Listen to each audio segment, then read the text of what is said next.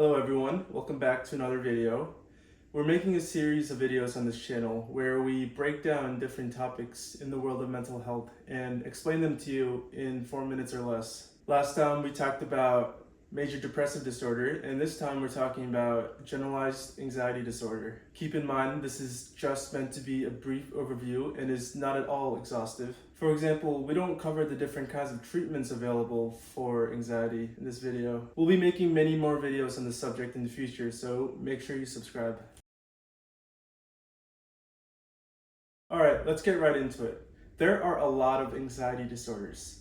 When someone says, I have anxiety, they're likely referring to generalized anxiety disorder. That's what we're going over in this video. This information comes from the Diagnostic and Statistical Manual 5th edition, DSM-5, published in 2013. This information is not medical advice, nor does it give you the ability to diagnose yourself or anyone else. Here's how the DSM-5 classifies general anxiety disorder. Number 1, excessive anxiety and worry most days for 6 months. The anxiety or worry should be about more than one event or activity. School, work, relationships, just more than one. Number 2, the worry is difficult to control. Number 3, the anxiety and worry are expressed as 3 or more of the following additional symptoms. A. Restlessness or feeling on edge. B. Being easily fatigued. C. Difficulty concentrating or your mind going blank. D. Irritability. E. Muscle tension. F. Sleep disturbance. That's difficulty falling asleep, difficulty staying asleep, or just poor unsatisfying sleep in general. Remember, an adult needs 3 or more of these symptoms to be present on most days of a 6-month period.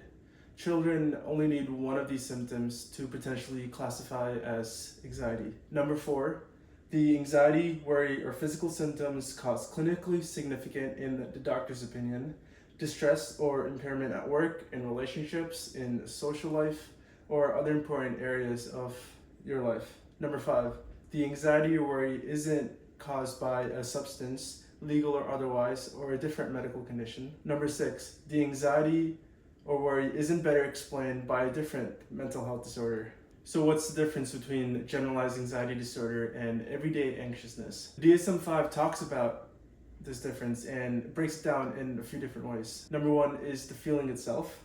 Generalized anxiety disorder is classified as a worry that takes over. You can't get rid of it. Everyday anxiousness seems at least a little bit manageable and can decrease or go away if something more important comes up.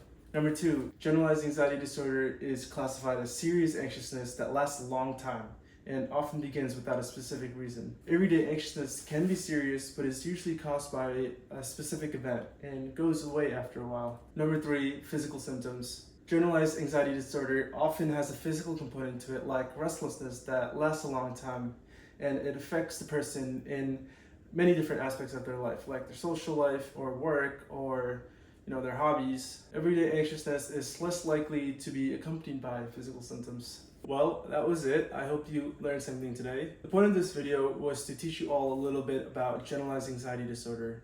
Maybe you noticed some of the warning signs in yourself. Remember, do not try to diagnose yourself. If you have noticed some of the symptoms I mentioned earlier within yourself, I encourage you to speak to a psychiatrist or a therapist. They're the experts, so they'll be the ones to diagnose you. In the description, there will be a link to a blog we wrote on our website. If you want to read a bit more about anxiety, maybe print it out, write some notes on it, bring it to a doctor's office, whatever you need. If you'd like to see more videos like this, leave a like to let us know you liked it. And if you have any questions at all, leave a comment and we'll reply to every single one. Alright, I'll see you all in the next one.